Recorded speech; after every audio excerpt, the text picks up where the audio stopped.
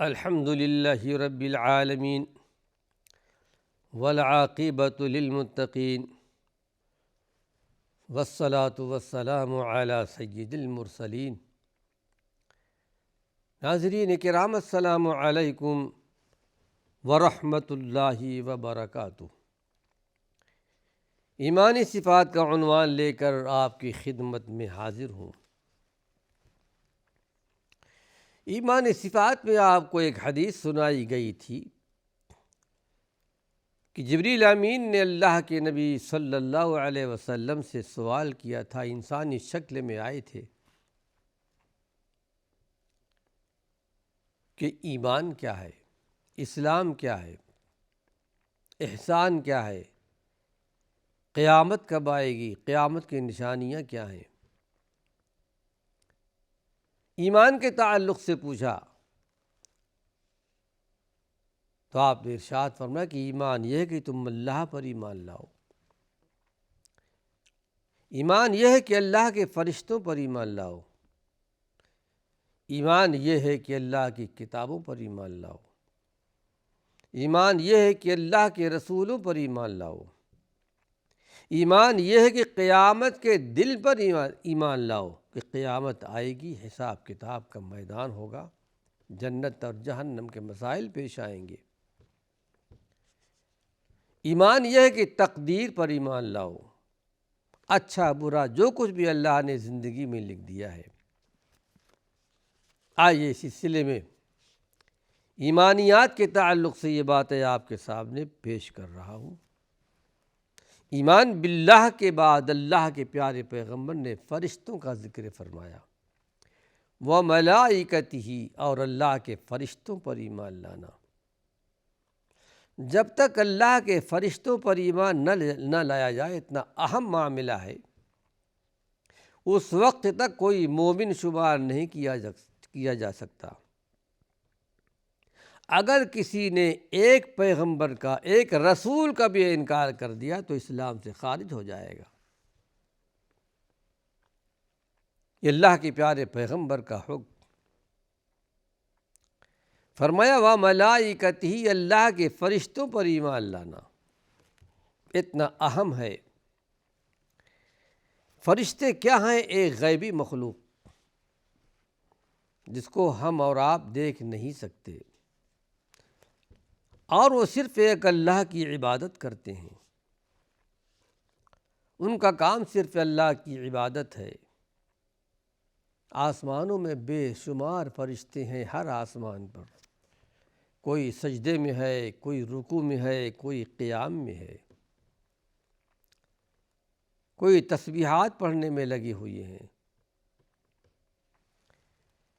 لیکن ان کے اندر کوئی الوہیت یا ربوبیت کی خاصیت نہیں ہے۔ جیسا کہ مشرکین مکہ نے فرشتوں کے بارے میں کہہ دیا تھا کہ نعوذ باللہ، یہ فرشتے اللہ کی بیٹیاں ہیں۔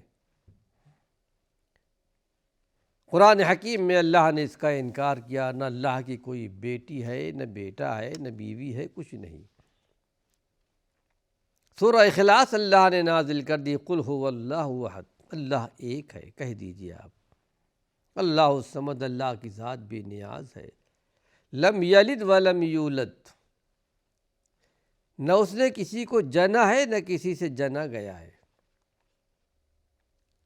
ولم یکن لہ کفوا احد، اللہ کے مثل، اللہ کے ہمسر کوئی بھی نہیں ہے، اللہ کی ذات الگ ہے بالکل۔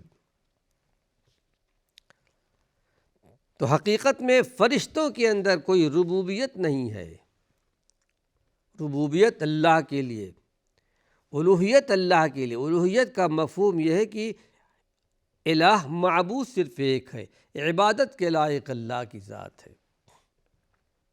ربوبیت یعنی رب، پالنے والا، پرورش کرنے والا، کھلانے والا، پلانے والا، نگرانی کرنے والا صرف ایک اللہ کی ذات ہے۔ پھر اللہ رب العالمین نے فرشتوں کو اپنے حکم کا پابند بنایا ہے کہ اللہ رب العالمین کے حکم کی پابندی کرتے ہیں۔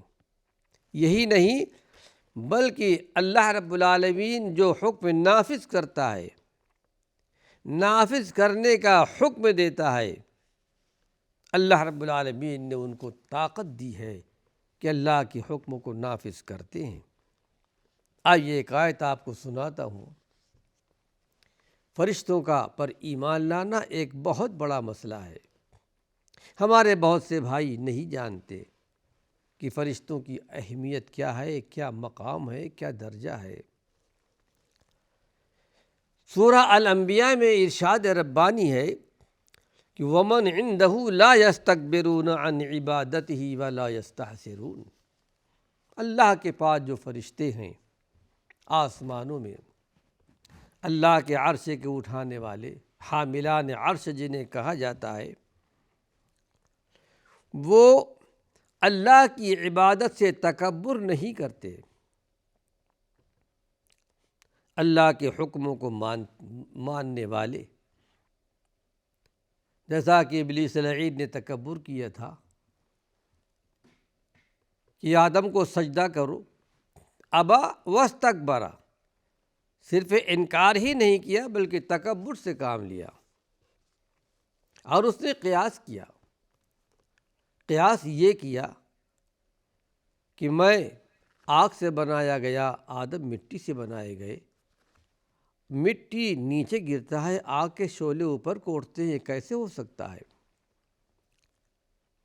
میں اپنے سے کمتر کو سجدہ کیوں کروں؟ صرف ابا، انکار ہی نہیں کیا، واستکبر، تکبر سے کام لیا۔ اللہ رب العالمین نے اس کو اپنے در سے دھتکار دیا۔ لیکن غلطی آدم علیہ السلام سے بھی ہوئی تھی۔ اس درخت کے قریب آپ نہ جائیں۔ درخت کیا تھا، کس چیز کا تھا، قرآن میں حدیث میں اس کا ذکر نہیں ملتا، لیکن بہرحال درخت سے منع کیا گیا۔ شیطان نے بہکایا اور یہی نہیں بلکہ ارتکاب کر لیا، لیکن تکبر سے کام نہیں لیا، بلکہ اپنے غلطی پر نادم ہوئے، پشیمان ہوئے، اور اللہ کے جناب میں، اللہ کے حضور میں تائب ہوئے کہ ربنا ظلمنا انفسنا وَإِن لَّمْ تَغْفِرْ لَنَا وَتَرْحَمْنَا لَنَكُونَنَّ مِنَ الْخَاسِرِينَ۔ اے اللہ، ہم سے ظلم ہو گیا، اگر تو نے ہمیں معاف نہیں کیا، اگر تو نے ہمیں نہیں بخشا تو ہم تو نقصان پانے والوں ہو جائیں گے۔ شیطان میں اور آدم علیہ السلام میں یہ فرق ہے۔ آدم علیہ السلام جھک گئے، شیطان جھکا نہیں، تکبر کیا، اور تکبر اللہ کو پسند نہیں ہے۔ تو اللہ رب العالمین فرماتا کہ اللہ کے ہمارے فرشتے جو آسمانوں میں ہیں، اللہ کی عبادت سے تکبر نہیں کرتے، اور ولا یستعسرون، نہ اللہ کی عبادت کرتے ہوئے، تسبیح بیان کرتے ہوئے، حمد بیان کرتے ہوئے وہ سست بھی نہیں پڑتے، ان کے اندر سستی نہیں آتی۔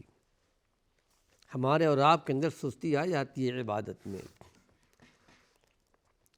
لیکن اللہ کے فرشتوں میں سستی نہیں آتی۔ پھر یہ کہ یسبحون اللیل والنہار لا یفترون، لیل و نہار، صبح و شام اللہ کی پاکی بیان کرتے ہیں، اور ان کے اندر ایک ذرہ برابر بھی تھکن نہیں آتی، نہ تھکتے ہیں اور نہ تو سست پڑتے ہیں۔ یعنی یستحسرون کہتے ہیں تھکنے کو، تھکتے نہیں ہیں۔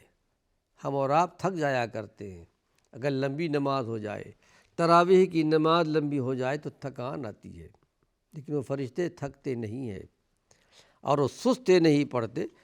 پھر یہ کہ آسمان میں بے شمار فرشتے ہیں،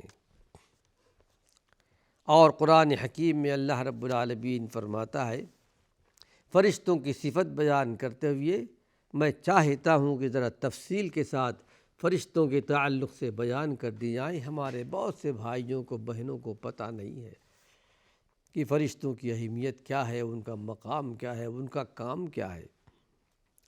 کہ لا یعصون اللہ ما امرہم ویفعلون ما یؤمرون، فرشتوں کی ایک صفت اللہ نے یہ بیان فرمائی کہ یہ اللہ کی نافرمانی نہیں کرتے، اللہ نے جو ان کو حکم دیا ہے وہی کیا کرتے ہیں،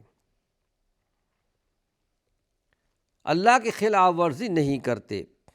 کہیں فرمایا کہ وَلِلَّهِ يَسْجُدُ مَا فِي السَّمَاوَاتِ وَمَا فِي الْأَرْضِ مِن دَابَّةٍ وَالْمَلَائِكَةُ وَهُمْ لَا يَسْتَكْبِرُونَ۔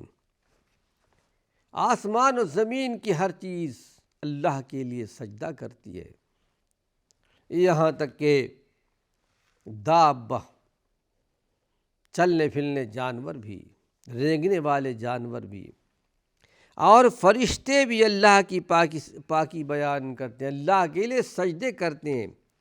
وَهُمْ لَا يَسْتَكْبِرُونَ، اور اس حال میں کہ تکبر نہیں کرتے۔ قرآن یہ بتانا چاہتا ہے اے میرے بندو انسانوں، تمہارے اندر بھی تکبر نہیں آنی چاہیے۔ اللہ کے نبی نے ارشاد فرمایا حدیث قدسی بیان کرتے ہوئے، الکبریاء و ردائی، یعنی بڑائی، عظمت و جلالت یہ میری چادر ہے۔ جو اس چادر کو چھیننا چاہے گا اللہ رب العالمین اس کو اپنے عذاب میں گرفتار کرے گا۔ رب ذوالجلال ہم سب کو تکبر سے، فخر سے، غرور سے محفوظ اور مامون رکھے۔ فرمایا یخافون ربہم من فوقہم، فرشتے جن سے کوئی گناہ کا کام نہیں ہوتا، اللہ کی اطاعت کرنے والے، فرما برداری کرنے والے، وہ اپنے اوپر اللہ سے ڈرتے بھی ہیں۔ یخافون ربہم من فوقہم، وہ اللہ جو ان کے اوپر ہے۔ اس سے ایک مسئلہ اور یہ نکلتا ہے کہ اللہ رب العالمین آسمانوں کے اوپر عرش عظیم پر مستوی ہے اپنی ذات سے، کما یلیق بذاتہ، جس طرح کی اللہ کی ذات کے لیے لائق اور زیبا ہے۔ لیکن اللہ کا علم، اللہ کی قدرت، اللہ کی طاقت ہر مقام پر ہے۔ فرمایا کہ وہ اپنے پروردگار سے ڈرتے ہیں جو ان کے اوپر اللہ رب العالمین کی ذات ہے۔ وَيَفْعَلُونَ مَا يُؤْمَرُونَ، اور جو ان کو حکم دیا جاتا ہے اس پر عمل بھی کیا کرتے ہیں۔ یہ فرشتوں کی ایک صفت ہے۔ ایک حدیث اور آپ کو سناتا ہوں۔ فرشتوں کی تعداد بے شمار ہے، ان کی تعداد اللہ کے سوا کوئی نہیں جانتا۔ صحیحین کی روایت ہے، بخاری مسلم کی روایت، جس میں اللہ کے نبی نے ارشاد فرمایا معراج والے قصے میں کہ آپ کے سامنے بیت المعمور کو ظاہر کیا گیا، ساتوں آسمان کے اوپر، جہاں فرشتے نماز پڑھا کرتے ہیں، جہاں فرشتے اس گھر کا طواف بھی کرتے ہیں، اللہ کے پیارے پیغمبر کے سامنے لایا گیا، ظاہر کیا گیا۔ صحیحین کی روایت، بخاری اور مسلم کی روایت ہے۔ آپ نے ارشاد فرمایا کہ روزانہ، ہر روز 70,000 فرشتے اس بیت المعمور میں نماز پڑھا کرتے ہیں اور طواف کرتے ہیں، لیکن جو ایک مرتبہ نماز پڑھ چکا ہے، طواف کر چکا ہے، قیامت تک اس کی باری نہیں آئے گی۔ اندازہ لگائیے کہ اللہ کے کتنے بے شمار فرشتے ہیں۔ اس رب ذوالجلال کو ہمارے اور آپ کی عبادات کی ضرورت نہیں ہے، وہ ہماری بھلائی چاہتا ہے۔ ہم کو اللہ نے پیدا کیا ہے ہمارے خیر کے لیے، تاکہ ہماری آخرت بن جائے، آخرت کی زندگی اچھی بن جائے۔ اللہ رب العالمین ہمیں سمجھنے کی توفیق نصیب فرمائے۔ فرشتوں پر ایمان لانا یہ 4 باتوں میں شامل ہے، 4 چیزیں اس میں آتی ہیں۔